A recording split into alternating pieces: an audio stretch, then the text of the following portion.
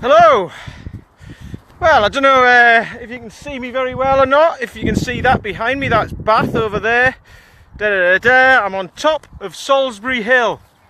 If you don't know what that is, Peter Gabriel will tell you. That's what his song's about. And if you live around here, everyone will tell you that as well. So if you didn't know that, just come to Bath and then you'll know it within about 20 minutes, if that. Anyhow,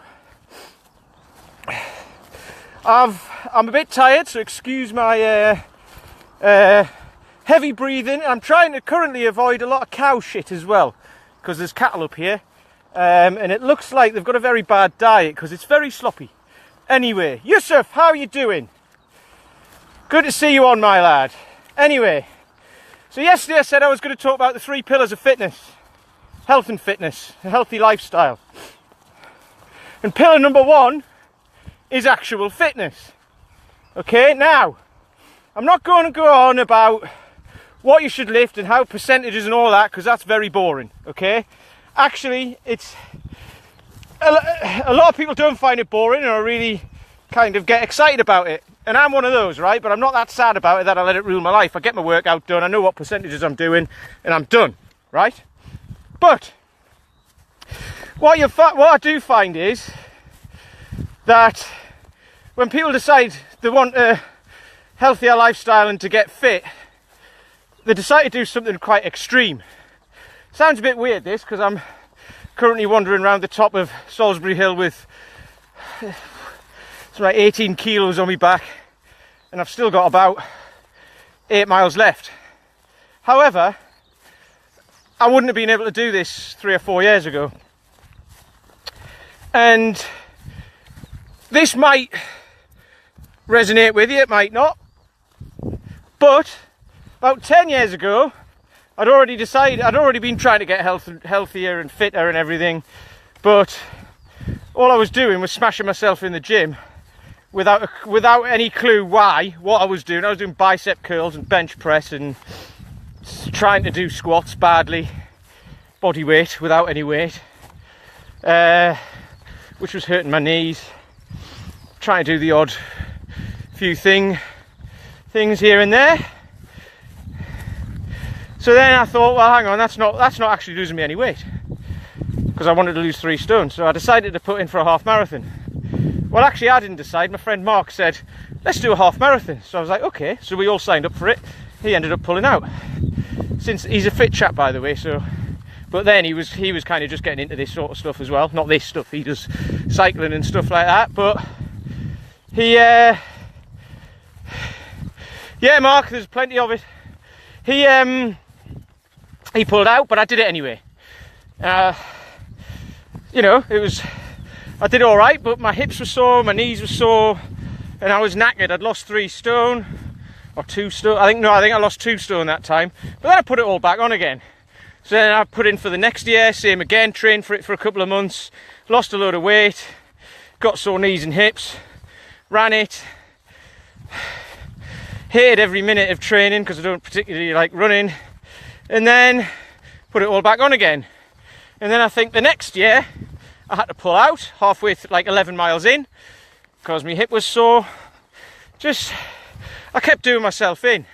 I was talking to a physio yesterday, and he was saying, I was just talking about stuff like this because he was saying, oh, I've had a look at your website and all that, it looks pretty good what you're doing. And I was saying, you know, we'll just get people into doing proper movement, building some strength into that movement, and then going from there. I'm just going to swap arms because it's tired. And then going from there. And I said, you know, it's very good that people decide, like, get out of a chair. They sit in a chair for 8 hours a day for 10 years and then go, I'm going to run a half marathon because I need to get fit. And that hurts. And he was saying, yeah, he goes round about Bath half marathon time. Yeah, you know, kind of just after Christmas. So the half marathon's in March, just after Christmas into the new year, a couple of weeks in, his appointment book starts to fill up. And then by the time it gets towards March, it's really full of people trying to maintain themselves so they can still do it, rather than saying, right, I've said I'm going to do it, it hurts, why don't I get strong first and then go and do it next year, or in 6 months time do another one. Okay, so the first pillar, the fitness pillar, is good. That's a good place to start. Start getting fitter. But if that means you're going to jump out of your chair and run a half marathon, have a think about it first. Okay, because if you want to get into your 70s or even 60s, if you want to get into your 60s and 70s, being able to still move well without saying, oh well, I'm in my 60s now, so there's lots of stuff I can't do that I used to be able to do. Hopefully you can say, well, there's lots of stuff I can do now, I can still do, that I could do in my 40s. Not necessarily in your 20s, but in your 40s, you know, you'll be able to do stuff that you can probably still do in your 60s. It's not that much different. But you have to start now.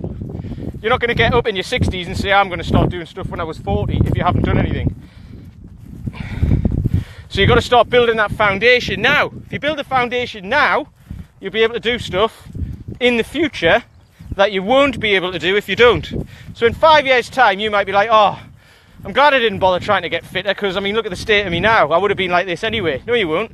You can reverse it. Imagine in 5 years' time looking at it going, God, I feel so much fitter than I did 5 years ago, and I'm 5 years older, on top of already 40 or 35 or whatever, or even 50.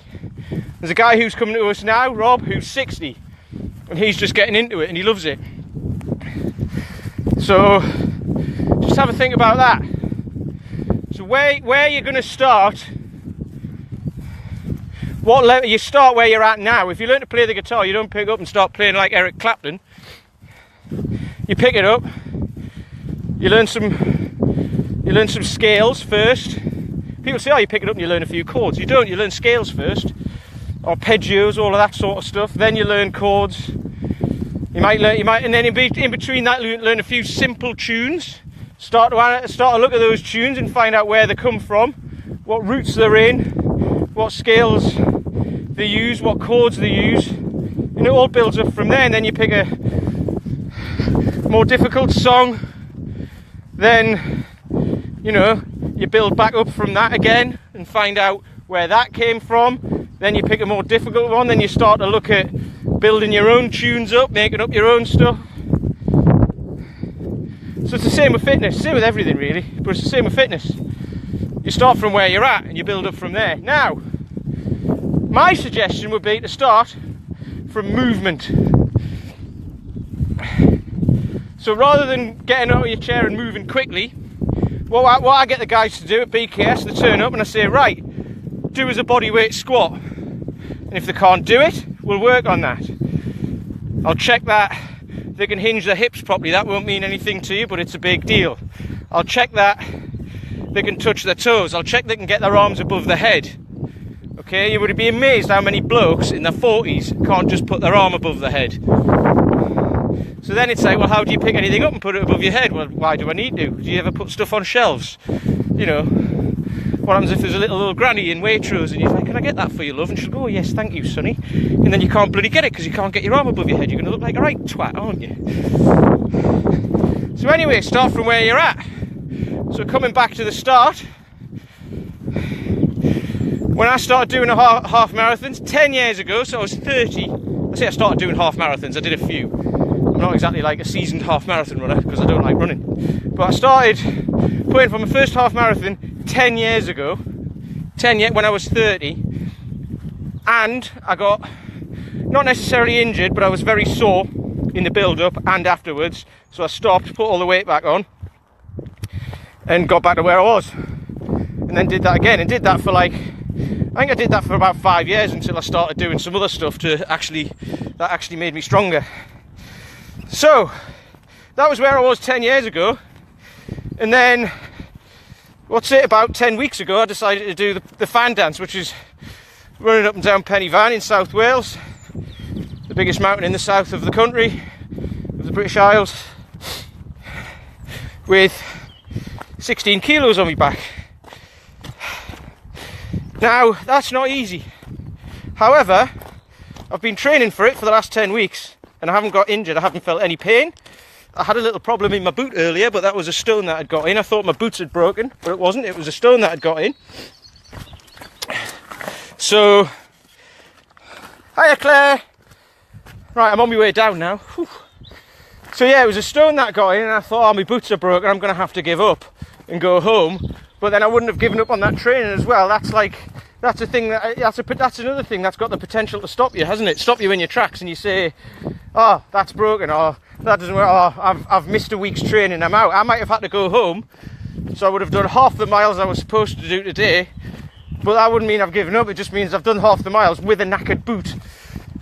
So imagine what I'd be able to do without a knackered boot. And I was thinking the worst. This will go into mindset, which is pillar number 3, but I was thinking the worst. Oh, my boots are broken, I'm going to have to get a new pair. That's going to be a bit of a ball ache, isn't it? I'm going to have to break them in. It's only in 2 weeks. Turns out it was just a stone in my boot, so that's fine. Anyway, start where you're at, and then in 5 years' time, 3 years' time, even a year's time, you'll be able to do stuff that you couldn't do now.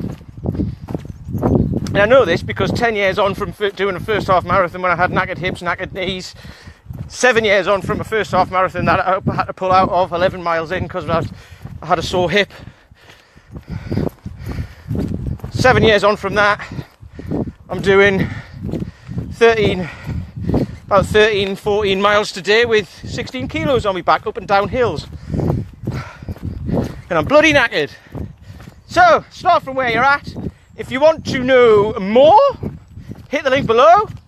Get on my email list. You'll get a nice free program as well, which tells you about these 3 pillars anyway. There's a few steps on how to get started. And I'll talk to you tomorrow.